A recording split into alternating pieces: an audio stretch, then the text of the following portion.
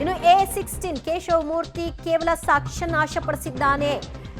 ಕೇವಲ ಸಾಕ್ಷ್ಯ ನಾಶವನ್ನಷ್ಟೇ ಮಾಡಿಲ್ಲ, ಕೇಸ್ನಲ್ಲಿ ಆತ ಶವವನ್ನ ಸಾಗಾಟ ಮಾಡೋದು ಅಥವಾ ಸಾಕ್ಷ್ಯ ನಾಶ ಮಾಡೋದು ಇಷ್ಟಕ್ಕೆ ಸೀಮಿತವಾಗಿಲ್ಲ.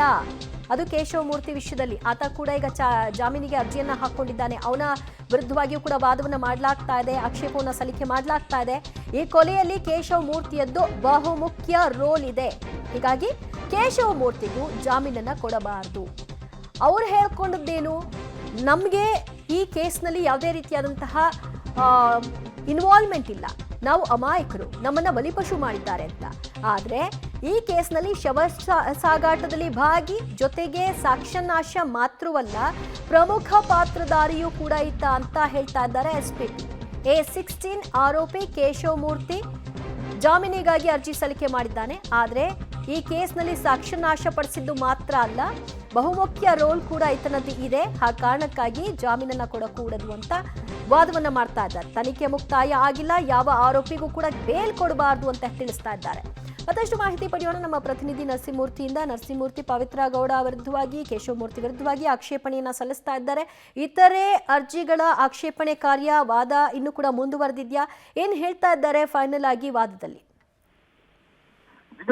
ಪವಿತ್ರ ಗೌಡ ಸಲ್ಲಿಸಿದಂತಹ ಜಾಮೀನು ಅರ್ಜಿಯ ವಾದ ಮುಗಿದ ಬಳಿಕ ಇದೀಗ ಪ್ರತಿವಾದವನ್ನ SPP ಪ್ರಸನ್ನ ಕುಮಾರ್ ಅವರು ನಡೆಸಿದ್ದಾರೆ. ಮಹಿಳೆ ಅನ್ನೋ ಕಾರಣಕ್ಕೆ ಜಾಮೀನನ್ನ ಕೊಡಬಾರದು. ನಿನ್ನೆ ಪವಿತ್ರ ಗೌಡ ಪರ ವಕೀಲರು ಸ್ವಾಮಿ ಸೆಬಾಸ್ಟಿಯನ್ ಅವರು ಕೋರ್ಟ್ ನಲ್ಲಿ ಒಂದು ವಿಚಾರವನ್ನ ಗಮನಕ್ಕೆ ತಂದಿದ್ರು. 437 ಅಡಿ ಅರ್ಜಿಯನ್ನ ಸಲ್ಲಿಕೆ ಮಾಡಿದೀವಿ.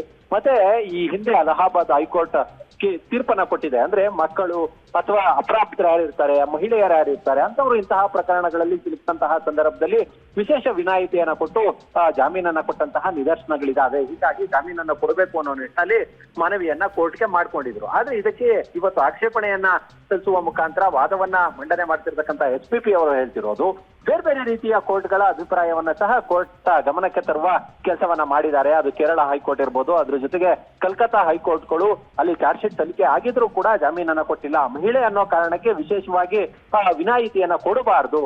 ಈಕೆ ಕೋಲ್ಡ್ ಬ್ಲಡೆಡ್ ಮರ್ಡರ್ ನಲ್ಲಿ ಈಕೆ ಭಾಗಿಯಾಗಿದ್ದಾಳೆ, ಈಕೆಯ ಪಾತ್ರ ಏನಿದೆ, ಮರ್ಡರ್ ಕೇಸ್ ನಲ್ಲಿ ಭಾಗಿಯಾಗಿದ್ದಾಳೆ ಅನ್ನೋದಕ್ಕೆ ಸಾಕಷ್ಟು ನಿದರ್ಶನಗಳಿದ್ದಾವೆ. FSL ನಲ್ಲಿ ರಿಪೋರ್ಟ್ ಬಂದಿದೆ.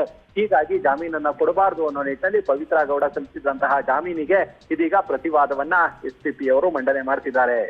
ಥ್ಯಾಂಕ್ ಯು ಮೂರ್ತಿ, ನಿಮ್ಮೆಲ್ಲ ಮಾಹಿತಿಗೆ. ಕೋಲ್ಡ್ ಬ್ಲಡೆಡ್ ಮರ್ಡರ್ ಕೇಸ್ನಲ್ಲಿ A1 ಆರೋಪಿಯಾಗಿದ್ದಾರೆ ಪವಿತ್ರ ಗೌಡ. ಮಹಿಳೆ ಅನ್ನೋ ಕಾರಣಕ್ಕೆ ಅವರಿಗೆ ಜಾಮೀನನ್ನ ಕೊಡಬಾರದು. ಇನ್ನೂ ಕೂಡ ಚಾರ್ಜ್ ಶೀಟ್ ಸಲ್ಲಿಕೆ ಆಗಿಲ್ಲ ಮತ್ತು ವಿಚಾರಣೆ ಮುಂದುವರಿಸೋದು ಬಾಕಿ ಇದೆ. ಈಗಾಗಲೇ ಹಲವಾರು ಸಾಕ್ಷಿಗಳನ್ನ ಸಂಗ್ರಹ ಮಾಡಿದ್ದೀವಿ, ಪ್ರತ್ಯಕ್ಷದರ್ಶಿಗಳ ಹೇಳಿಕೆಗಳನ್ನು ಕೂಡ ಸಂಗ್ರಹಿಸಿದ್ದೀವಿ. ಇದೆಲ್ಲದರ ಬೆನ್ನಲ್ಲೇ FSL ರಿಪೋರ್ಟ್ ಕೂಡ ಬಂದಿದೆ.